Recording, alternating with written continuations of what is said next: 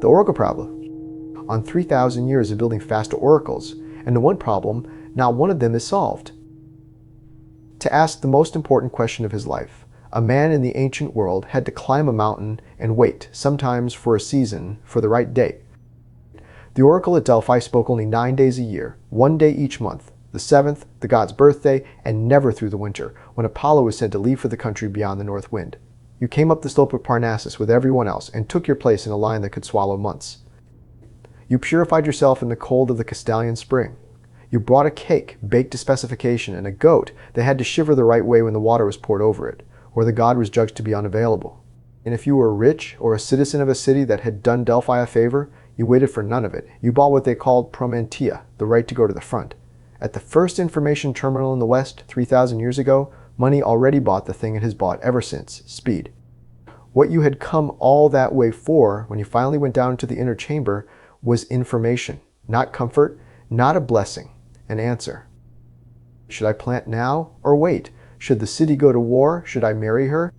The priestess sat on a 3-legged stool over a fissure in the rock, breathing a sweet gas that rose from the fault beneath the temple. Geologists have since found the fault and the ethylene, and out of that altered state she gave the god's reply, usually in verse, almost always in riddle. There is one thing about oracles that has not changed. In 30 centuries you could not check the answer. When Croesus of Lydia asked whether to march on Persia, the oracle told him that if he did, he would destroy a great empire. He marched. The empire he destroyed was his own. The oracle was never wrong, because the oracle could never be verified, only interpreted, and the interpreting was your burden and your fault. The most trusted source of truth in the ancient world was a riddle you graded yourself after it was already too late. I have been thinking about Delphi because I once spent a few years of my life on the same problem, and did not know, while I was doing it, that the problem was 3,000 years old. Every age builds an oracle. It builds the best machine it can for reaching the truth it cannot reach alone, then spends its history learning that the machine carries the same 2 flaws as the last one. The first is speed. How fast can I get the true thing before the other man does? The second is accuracy. How do I know it is true when I cannot trust the one who hands it to me? And every power that ever wished to govern people has understood something plainer underneath both. There are only 2 ways to keep a truth from someone. You can lock it up, or you can bury it in noise. We have spent 3,000 years perfecting both, and we have never once built the only thing that would make either unnecessary a source a person could simply trust. For most of the time that there have been books, there was a man whose whole life was the copying of one. A monk at a slanted desk, rendering a Bible letter by letter, a year or more for a single copy, in a room whose only sound was the pen. Knowledge moved at the speed of a human hand, which is to say, it barely moved, and because it barely moved, whoever held it completely. The church never had to forbid the people their scripture. It only had to let copying stay expensive. A truth that takes a year to reproduce is a truth you own. Then, around 1450, in Mainz, a man pressed cast metal letters into inked paper, and the hand came off the throat of the world. Within 50 years of Gutenberg's Bible, there were perhaps 15 million printed books in Europe, where before there had been 100,000 made by hand. Presses opened in Rome, in Paris, in Westminster, and when Luther put the scripture into German and the German into type, the thing the church had feared for 1,000 years finally happened. A man could read the word for himself, in his own kitchen, in his own tongue, and no longer had to climb to a priest to be told what it said. The oracle had been broken open. The truth was loose in the street. This is the other move available to a civilization, the opposite of the gate. You can hoard the truth, the way Delphi did, or you can flood it, the way the press did. We tell the story of the flood as a story of liberation, and it is one. It made the truth fast, and it made the truth cheap. It did nothing whatever to make the truth true. The truth came loose, and the instant it did it became a thing to fight over, and the fights have only ever been about the same 2 flaws. The cleanest war ever fought over accuracy was fought in a country house in England, in a room of exhausted people who had broken the enemy's code. Every morning they could read in plain language where the submarines would be, and every morning they had to decide how little to do about it, because to save every convoy was to reveal that the code was broken, and the hour the enemy suspected that, he would change the cipher and the room would go blind. So they let ships go down that they could have saved. They chose, by a calculus I cannot imagine carrying to breakfast, which men to drown in order to keep the secret that they could read the enemy's mind. The knowing was the weapon. To spend it openly was to destroy it. They had won the accuracy war completely, with perfect and verified truth, and the prize was so precious they had to ration it like blood. The purest war over speed was fought in my own lifetime by men who drilled a tunnel in a dead straight line through a range of mountains. Not for ore, for a cable. A fiber line bored through hard rock at the cost of a small war, laid as straight as the earth would permit, for no reason except to carry a number between two cities a few thousandths of a second faster than the bending cables everyone else used. Those milliseconds were the entire point. Learn the price an instant before the next man, and you can stand between him and what he wants and take a toll on it forever, and you never have to be right about anything except first. It is Delphi's fast pass again, except now the line is the speed of light, and the cake you carry up to the god is a mountain with a hole bored through it. Speed was never about the truth. It was only ever about being first. There is a problem in computer science, posed formally in 1982, that is really the oldest problem on Earth wearing a uniform. They called it the Byzantine generals. Picture an army surrounding a city, broken into camps on every side, each led by a general who can reach the others only by messenger. They can take the city, but only if they all attack in the same hour. And one of the generals, and they cannot know which, is a traitor, sending one camp the order to charge and another the order to hold, to break the assault apart. The question is brutal in its plainness. How do you reach agreement on the truth when you cannot trust any single source of it? How do you act together when the message itself might be a lie? For most of history there was no clean answer. You trusted someone, and you hoped. Then, in 2008, a pseudonymous stranger published a 9-page paper describing a way to make a crowd of mutually distrustful strangers agree on what was true without any one of them trusting any other by making a lie cost more than the truth was worth. It is the engine beneath Bitcoin. Agreement manufactured out of pure suspicion, consensus with no priest at the center. But it solved the problem only inside the sealed room. A blockchain is a flawless, incorruptible ledger that knows nothing whatever about the world. It cannot see a price, a temperature, an election, a death. To learn one true thing about reality, it has to ask something outside itself, and that something has a name, and the name stopped me cold the first time I heard it, years before I understood that I would spend my working life on it. They call it the Oracle. The Oracle problem is this: a perfect machine for agreeing on the truth still has to get the truth from somewhere, and the place it gets is the one place the perfection runs out. The bridge between the sealed room and the living world is exactly where trust leaks back in, where it can be bought, gamed, corrupted, fooled, the same as it could on the mountain at Delphi. I spent 4 years on that bridge, in the early days when the company was still small enough to feel like a handful of people throwing themselves at an impossible thing, how to carry a single true fact out of the world and into a system that cannot afford to trust anyone. We were building oracles. Most of us never stopped to notice we had taken the word from a fissure in a Greek mountain, where a woman once breathed gas from a crack in the rock. The problem was so old it had already named itself, and we'd only picked the name back up. I should tell you how I found that work, because it is the strangest part of the story. I found it on 4chan. On a board for getting rich on the site, its own users called Deadpan, a Mongolian basket-weaving forum, among people posting under no name at all, in a churning flood of jokes and lies and cartoon frogs where one particular technology kept surfacing out of the noise. Pushed up, not by anyone's authority, but by sheer stubborn repetition until you could not scroll past it. And the thing that actually traveled, the unit the whole arena ran on, was the meme. The idea reached me not through a white paper, but through 1,000 jokes, image after image, a few of them beautiful, most of them stupid, a whole mythology accreting around what was, on paper, a dry piece of financial plumbing. An argument has to be read and weighed and agreed to. A meme only has to be copied. It is the most efficient vector ever found for a thought, because it slips under the guard of the reasoning mind the way a tune does, lodging itself below the place where you decide what to believe. A meme is the proof of work of attention. It survives by being remade, and to remake it is to spread it, which means the truth, if there is any in the pile, rides on precisely the same machinery as the lie. The vector does not care what it carries. That is what the board was, a vector with no gatekeeper.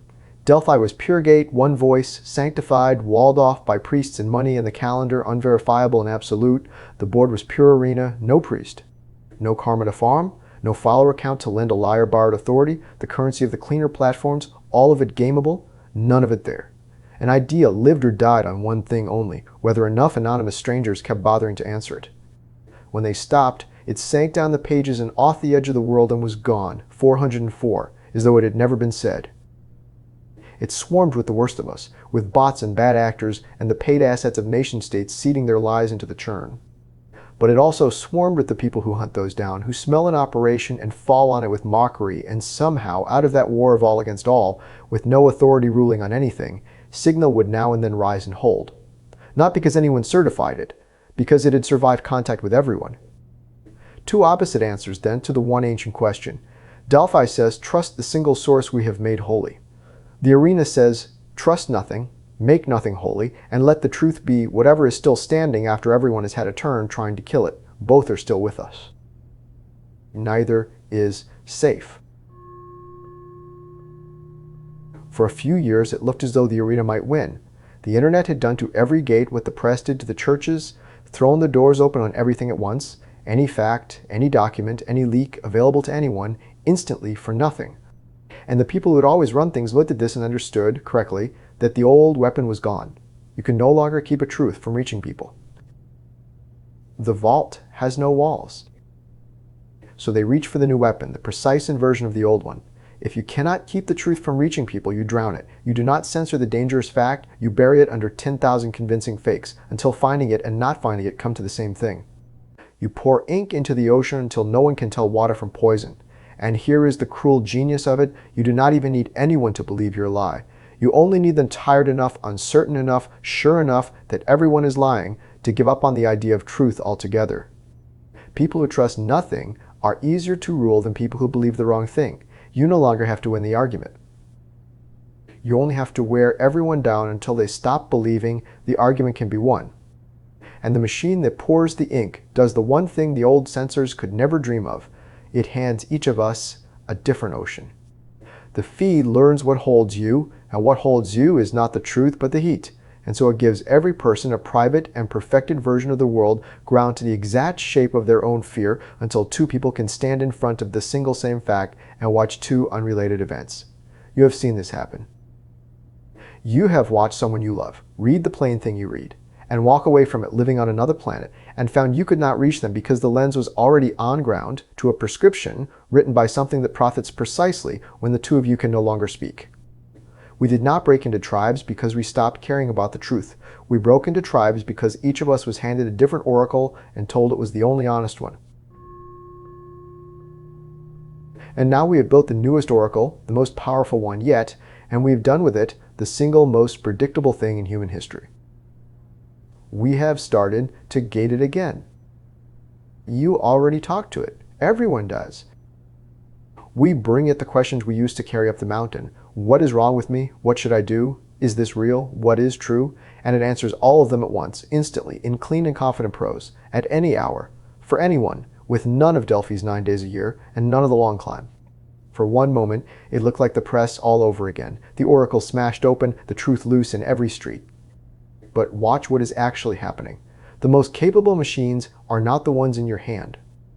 The strongest models, the frontier, are passing behind the same kind of wall that once stood around the Pythia, licensed to a few, cleared for a few, the full power withheld from the public the way the inner chamber was withheld from the queue. A new priesthood is gathering around a new chasm, deciding who may approach the god at full strength, and the same few who hold the frontier also hold the dials that quietly decide what the god will and will not say. We spent 500 years prying the truth out of the church's hands. We have handed it in a single decade to a priesthood smaller than the church ever was. And the machine carries the oracle problem worse than anything before it, precisely because it has solved the surface so beautifully. It is fast, past all meaning. The answer arrives before you have finished asking. It is fluent, past all suspicion. Every reply comes dressed as truth, grammatical, serene, sure. But it cannot, in the end, be checked any better than the Pythia could. It will hand you a false thing in the same calm voice it uses for a true one, and like Croesus you will hear the answer you came hoping to hear, and like Croesus you will not learn which kind you are given until long after you have marched. There is a third kind of oracle, and our stories kept what our machines threw away. In the Matrix, the oracle is no fact machine but an old woman in a kitchen, baking cookies, who tells you the thing you need to hear rather than the thing you asked.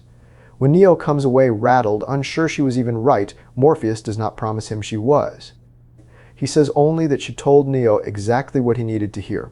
The truth of an oracle like that is measured not by whether it checks out, but by where it takes you. She was not there to be correct. She was there to get you walking. And there is a sign in her kitchen, in Latin, that Neo stops to read, temet nase. Know thyself. The Wachowskis did not invent the motto for the scene.